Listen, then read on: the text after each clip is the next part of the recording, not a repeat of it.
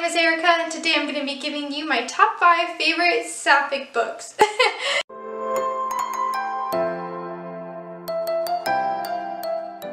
Because it's June, I want to celebrate being a lesbian, and I really wanted to talk about some Sapphic books. They're not necessarily about lesbians, but they're Sapphic, female-female romance, and I'm so excited to talk about these books. Honestly, I've talked about all of these before, so you don't have to watch this video. I'm just doing my top 5 favorites. Eventually I want to do all the Sapphic books I've read, which is going to be a long one, so I might wait on that for a bit. But I wanted to get this one out there for all of you to talk about my favorite Sapphic books and why they mean so much to me. So let's just get right into it. The first one I'm going to talk about is Girls with Paper and Fire by Natasha Nang. This book we're following this girl named Lei. She is considered a paper caste, which they are the lowest caste. It's humans without any sort of like demon qualities in them. The next caste is Steel caste, and those are people who are like half human, half demon. Then the highest caste is the Moon caste, and those are people who have like these animalistic qualities to them because they are fully demon. So Lei's just been living a normal life with her dad. Then one day a general comes to the Hidden Palace to take Lei away. They think that something's really special about her because of her golden eyes. They believe that she has some sort of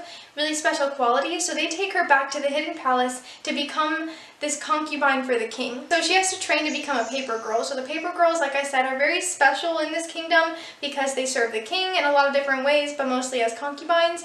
And he's like, I think he has a queen. Anyway, so Lei is pretty leery about being at the palace. She has a hard time making friends, and everyone just doesn't, like, she just doesn't feel comfortable there or anything. And she's very unhappy. She really misses her life back home. So while she's training and everything, there's a civil war brewing because the king believes someone is out to get him who's living in the kingdom, who's like one of his personal people, like someone close to him. He just believes that they're out to get him. She has a really horrible first night with the king, and just everything goes wrong. But slowly she starts to make friends with these girls. She ends up meeting this girl named Ren, who is very mysterious to her. She sees her like going out at night, and she's like wondering what Ren is up to. She kind of starts to develop feelings for Ren, and that is basically why I love this book. I love the romance in this so much, and the writing, like the yearning between them and like the blossoming of their relationship is just so lovely to me.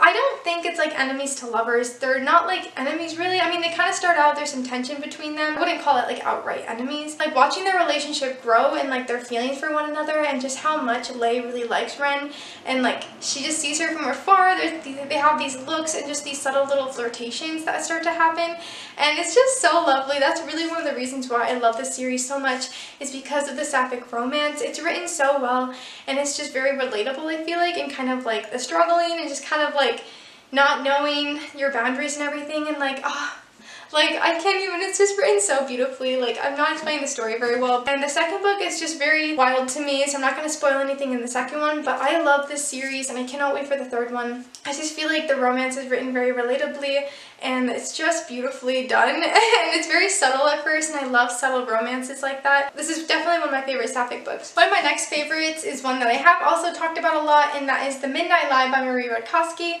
This book I have a whole review about, which I definitely have mentioned a billion times, so maybe I won't go into too many details, but we're following this girl named Miriam who lives in this place called the Ward.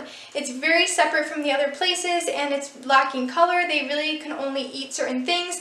They can't really enjoy any nice pleasures of life. She was abandoned as a child and then raised in an orphanage at the age of 12. She was raised by this woman named Raven, who has helped her like get her life together, and just she's been working in this tavern for a lot of years and like kind of trying to pay Raven back, and like she really loves Raven. She doesn't really see that there's anything wrong with their relationship, even though Raven can be very abusive to her. There's this bird in this book called the Elysian bird, and Miriam gets caught trying to return it because she was going to capture it and try to sell it for money and everything, but she decides to do the right thing and to return it, but then she gets arrested because of that. So while she's in jail, she meets this person named Sid, and Sid and Miriam, I don't want to spoil anything, so if you haven't read it, Sid is actually a woman, and Miriam didn't realize that while they're in prison together, and they start to try to help each other out. Miriam wants to get out of the ward and try to figure out like what if there's magic, and because she has magic inside of her but she doesn't know how to use it, and Sid wants to help her out with that, so they end up teaming up together and trying to figure out why the ward is the way it is,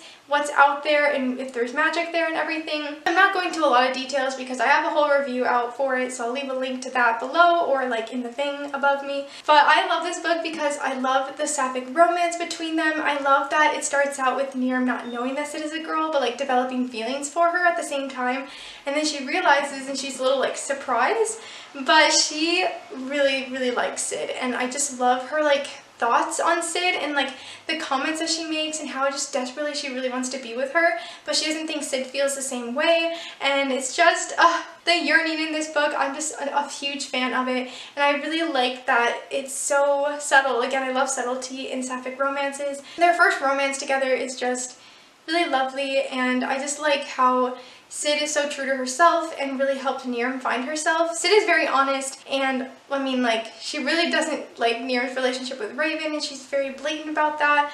And I just really like the way that Sid cares for her, and Niram is like so jealous of like anything that doesn't have to do with her and Sid together. Like, you know, it's very relatable in that way, because Niram gets jealous and she kind of tries to make Sid jealous and other certain things. Anyway, I'm not explaining it very well, but this is just another really amazing sapphic romance that I absolutely loved. It's pretty short, so you definitely should check it out this month. Alright, another one of my favorites that I have mentioned a lot, I'm not going into a lot of details about, and that is the Falling in Love Montage by Sarah Smith. In this book, we're following this girl named Saoirse who doesn't really believe in love anymore. She doesn't really want to have anything to do with relationships at this point. It's now summer break, and she goes to this party and ends up meeting this girl named Ruby, who kind of starts to change her ideas about dating. Ruby is really into rom-coms. She loves the montagey moments in the films where the characters are going on cute dates and everything, and that's how they fall in love. Saoirse and Ruby decide that this is how their relationship is going to be. It's just going to be this summer. They don't have any strings attached really, and it's going to be basically a falling in love montage. Saoirse agrees to do this, and Ruby is really excited to go on these dates. They start planning these dates based on the movies that they're watching, because Ruby's trying to get Saoirse to watch more of these rom-coms, and Saoirse agrees, but she's kind of hesitant about the whole thing. So Saoirse is very private about her personal life because she doesn't want to get attached to Ruby and doesn't want Ruby to get attached to her. But in doing this, she really starts to create a tension between her and Ruby, because she has these ideas that Ruby's like this rich girl because of her family, and Ruby's only visiting right now with her cousin, and he's pretty well off, so she thinks that's the same thing for Ruby. She thinks that Ruby has everything like set for her and just is like living this great life, when really she hasn't been asking any personal questions to Ruby. Ruby is trying to get to know Saoirse, but Saoirse is, again, very private about her personal life. Her mom is suffering from dementia. Her mom and dad aren't together anymore because of that, and it's just been really hard for Saoirse. She's worried that she's going to lose her memory as well, so she doesn't want to have a serious relationship because she doesn't think she'll have much life to give it if she loses her memories. So it's very like dark at points and very sad, especially the parts with like the mom, because dementia is just so sad for anyone to read or to go through. So that's really hard.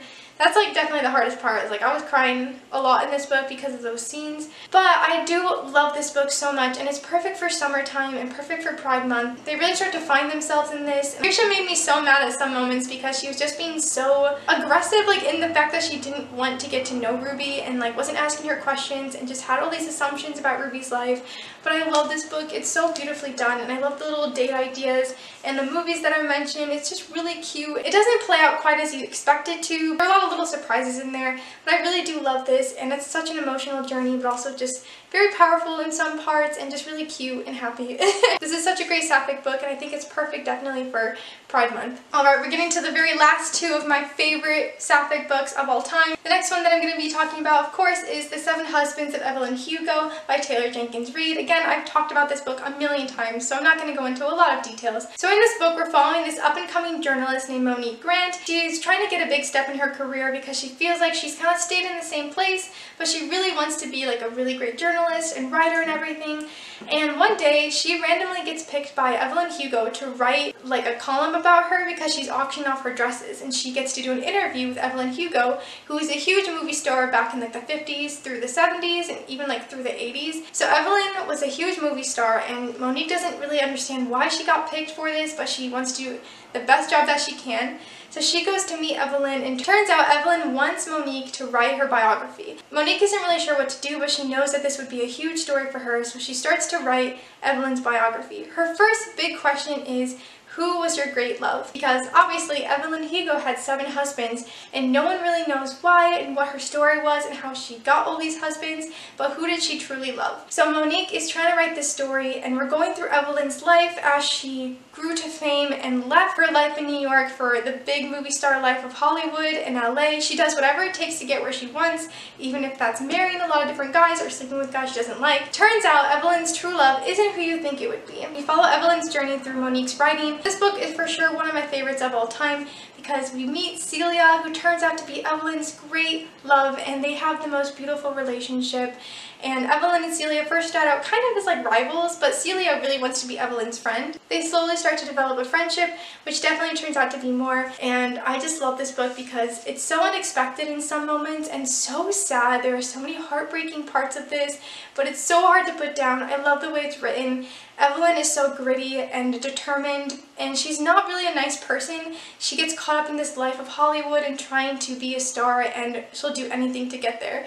But oh my goodness, it's just such a good book. Like, there's so many dark moments in this and so many things that you don't really think are gonna happen that happen, and it's just so well written. I don't know how Taylor Jenkins Reid does it, but she just completely immerses you into this world and you truly start to believe that these characters really existed. It's amazing, and I love the romance so much. It's just, there's so many beautiful quotes in this, and it's written just so perfectly. But definitely, this is one of my all-time favorites, like, ever. It's just so good. Alright, and of course, my last favorite Sapphic book is definitely The Prayer of the Orange Tree by Samantha Shannon. Look at this brick of a book. This is the paperback. The hardback is intense. So this book follows this girl named Ede, who is part of this organization called like the Prayer of the Orange Tree. She has been sent into the kingdom to spy on Queen Sovereign, and Sovereign needs to get married in order to, you know, protect her kingdom and have an heir. Sovereign is really having a hard time, you know, following that order to get married and have an heir. She's just not comfortable doing it, and she keeps putting it off.